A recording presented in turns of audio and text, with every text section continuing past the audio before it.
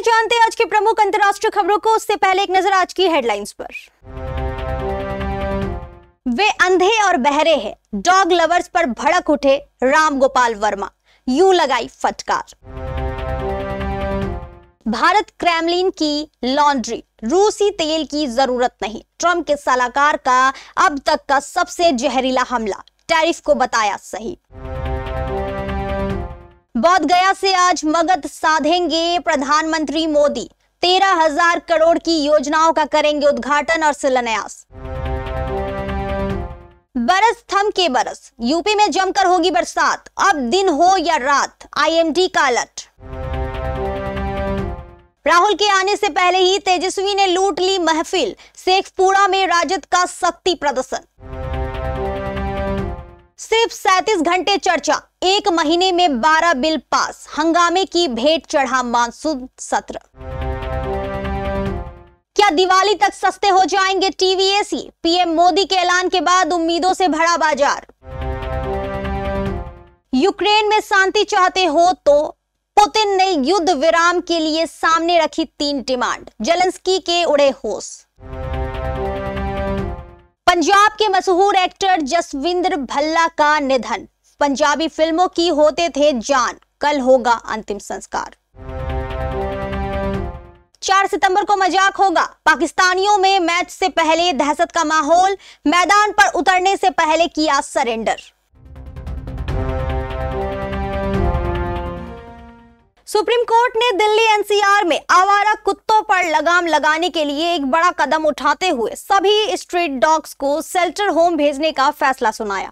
Court के इस फैसले के बाद दिल्ली के सभी डॉग लवर्स एक साथ आ गए और कोर्ट के फैसले की खिलाफत कर डाली।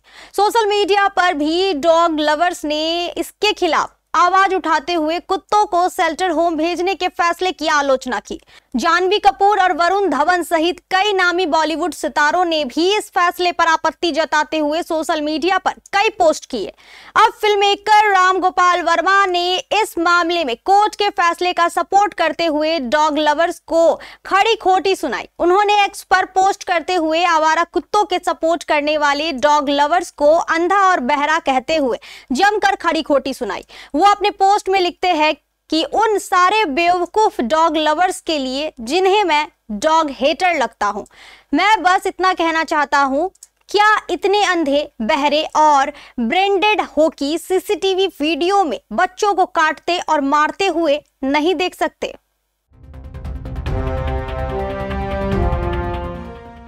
अमेरिकी राष्ट्रपति डोनाल्ड ट्रंप ने भारत के ऊपर भारी भरकम टैरिफ लगाने के पीछे सोचा था कि इससे भारत डर जाएगा और रूस से दूरी बना लेगा, लेकिन भारत ने टैरिफ के सामने झुकने से इनकार कर दिया और दोस्त रूस के साथ तेल खरीद जारी रखी है।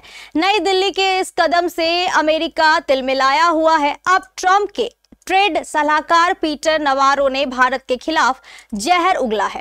नवारो ने गुरुवार को कहा कि नई दिल्ली सस्ती दरों पर रूस से कच्चा तेल खरीद कर उसे रिफाइन करके दुनिया भर में प्रीमियम कीमत पर बेचकर रूस के क्रेमलिन के लिए कपड़े धोने की मशीन की तरह काम कर रहा है। नवारो ने दावा किया कि भारत चीन के राष्ट्रपति शी जिनपिंग के साथ नजदीकियां बढ़ा रहा है। हालांकि उन्होंने आलोचना के साथ भारत के नेतृत्व की तारीफ भी की है और कहा कि शांति का रास्ता नई दिल्ली से होकर जाता है। उन्होंने आरोप लगाया कि रूसी तेल खरीद से मॉस्को को यूक्रेन में अपने युद्ध अभियान के लिए धन उपलब्ध हो रहा है, जबकि भारत इससे कमाई कर रहा है। विधानसभा चुनाव से पहले शुक्रवार को बोध गया में प्रधानमंत्री नरेंद्र मोदी लगभग 13,000 करोड़ से ज्यादा की योजनाओं का उद्घाटन एवं शिलान्यास करेंगे। मुख्यमंत्री नीतीश कुमार भी साथ रहेंगे। मगध विश्वविद्यालय परिसर स्थित सभा स्थल से 6 जिले एवं 30 विधानसभा क्षेत्र को साधेंगे। वहीं सभा में राजग, राष्ट्रीय जनतांत्रिक गठबंधन कार्यकर्ताओं, संबोधित करेंगे। लोकसभा चुनाव के उपरांत मोदी इस वर्ष 22 अगस्त को छठी बार बिहार आ रहे हैं। इससे पहले मोदी की लगभग 1 से 1.5 माह के अंतराल पर एक जनसभा बिहार के अलग अलग क्षेत्रों में हुई है। इसमें जमुई, मधुबनी, मोतिहारी, सिवान एवं विक्रमगंज में सभा हो चुकी है। बोधगया के उपरांत अगली बार सितंबर में पूर्णिया में प्रस्तावित है। सभा स्थल पर 6 जिले गया, औरंगाबाद, नालंदा, जहानाबाद, अरवल एवं नवादा जिले के राजग कार्यकर्ता जुटेंगे। बोधगया से मोदी 6 परियोजनाओं का उद्घाटन एवं 8 परियोजनाओं का शिलान्यास करेंगे। अमृत भारत एक्सप्रेस एवं बुद्ध सर्किट ट्रेन को हरी झंडी दिखाएंगे।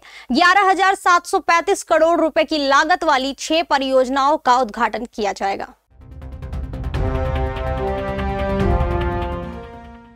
उत्तर प्रदेश में मानसून ने एक बार फिर रफ्तार पकड़ लिया है। मौसम विभाग ने इसको लेकर अलर्ट जारी किया है। आईएमडी की तरफ से मिली नई जानकारी के अनुसार आज यानी कि 22 अगस्त को 30 से ज्यादा जिलों में भारी बारिश की संभावना है। इस दौरान गरज चमक भी देखने को मिल सकता है। साथ ही आकाशीय बिजली को लेकर भी अलर्ट जारी किया गया है। मौसम विभाग ने इसके लिए चेतावनी भी जारी की है। शुक्रवार यानी कि आज यूपी के पूर्वी और पश्चिमी दोनों ही संभाग में बारिश की संभावना है। पूर्वी यूपी के ज्यादातर जिलों में आसमानी आफत कहर बनकर टूटेंगी। अनुमान है आज आगरा, झांसी, ललितपुर, महोबा, हमीरपुर, बांदा, चित्रकूट, प्रयागराज, वाराणसी, मिर्जापुर, सोनभद्र, चंदौली, गाजीपुर, आजमगढ़, मऊ, सुल्तानपुर, अयोध्या, गोंडा, बस्ती, गोरखपुर, सिद्धार्थनगर, देवरिया, कुशीनगर, महाराजगंज, बरेली, महाराजगंज, बिजनौर में भारी बारिश होगी। यहाँ बिजली गिरने को लेकर भी येलो अलर्ट जारी हुआ है। एक दिन के विश्राम के बाद गुरुवार को तरोताजा होकर आए तेजस्वी यादव का पूरा प्रयास अपने को वोटर अधिकार यात्रा के फोकस में रखने का रहा।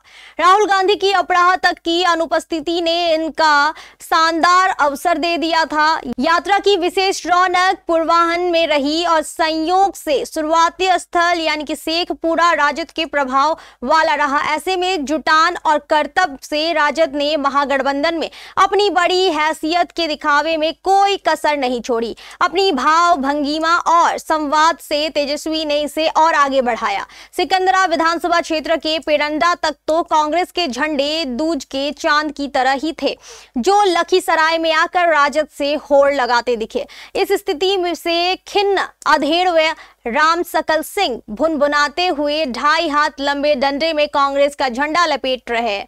व्यवस्था व हमारा और श्रेय किसी और को कुरेदने पर कहते हैं कि इन यात्राओं से राहुल के व्यक्तित्व में निखार तो आ रहा, लेकिन बिहार में कांग्रेस के दिन भी लौट आए तब तो। लखीसराय से आए सूर्यगढ़ा और जमालपुर विधानसभा क्षेत्र तक राम सकल सिंह जैसी चिंता करने वाली एक पूरी जमात है। देवनंदन मिश्र, सरयुग राम आदि तो इस यात्रा के आधार को ही प्रभावहीन बता रहे हैं। वे मतदाता सूची के विशेष गहन पुनरीक्षण यानी कि SIR को जन सामान्य का मुद्दा ही नहीं मानते। कहते हैं कि अगर यह मुद्दा है तो भी इसका सर्वाधिक लाभ राजद ही ले जाएगा। संसद का मानसून सत्र इस बार विपक्ष और सत्ता पक्ष के बीच टकराव और हंगामे की भेंट चढ़ गया। जुलाई के अंतिम सप्ताह से लेकर अगस्त के तीसरे सप्ताह तक चले इस सत्र से उम्मीद थी कि दोनों सदनों में कई अहम मुद्दों पर गंभीर विमर्श होगा, मगर नतीजा निराशाजनक रहा। 120 घंटे की निर्धारित कार्यसूची में लोकसभा मुश्किल से 37 घंटे ही चल सकी, जबकि राज्यसभा में भी महज 38.88% ही कामकाज हो पाया।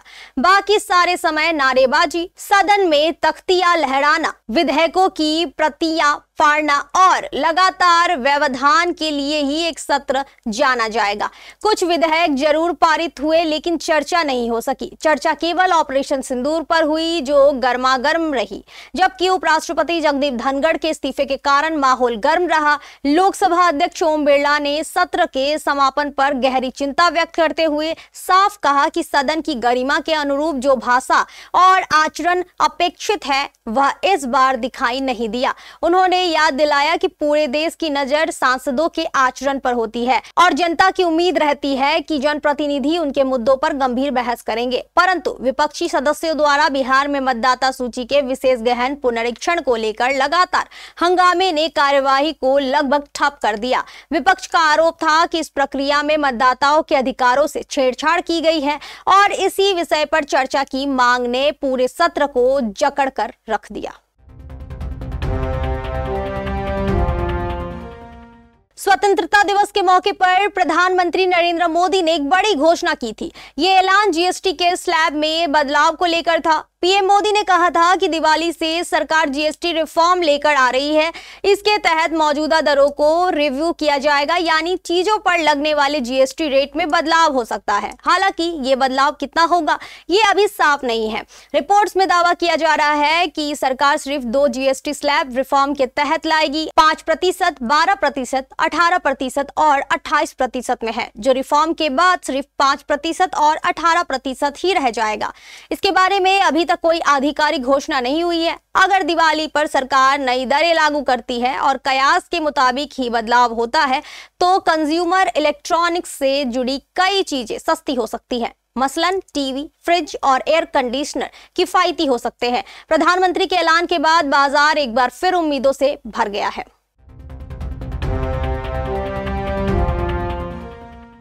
यूक्रेन में शांति की संभावनाओं के बीच रूस ने अपनी 3 प्रमुख मांगों को सार्वजनिक किया है। रूसी राष्ट्रपति व्लादिमीर पुतिन ने यूक्रेन से मांग की है कि वह पूर्वी डोनबास क्षेत्र को छोड़ दे, नाटो में शामिल होने की महत्वाकांक्षाओं को त्याग दे, तटस्थ रहे और पश्चिमी सैनिकों को देश से बाहर रखे। पुतिन की यह डिमांड तब आई है जब कुछ दिन पहले ही उन्होंने अलास्का में अमेरिकी राष्ट्रपति डोनाल्ड ट्रंप के साथ 4 साल से ज्यादा समय बाद पहली रूस अमेरिका शिखर वार्ता के लिए मुलाकात की थी। 3 घंटे से ज्यादा समय तक चली इस वार्ता के दौरान दोनों नेताओं ने इस पर भी चर्चा की थी कि यूक्रेन पर समझौता कैसे हो सकता है।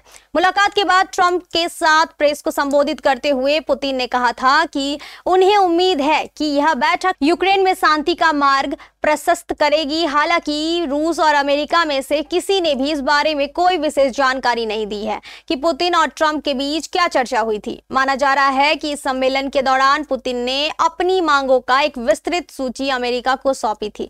इसमें सबसे प्रमुख यूक्रेन को नाटो में न शामिल करना था। हालांकि ऐसा माना जा रहा है कि पुतिन की शर्तों में से कई पर अमेरिका ने पहले ही आश्वासन दे रखा है, जिसमें यूक्रेन को नाटो में न शामिल करना भी शामिल है।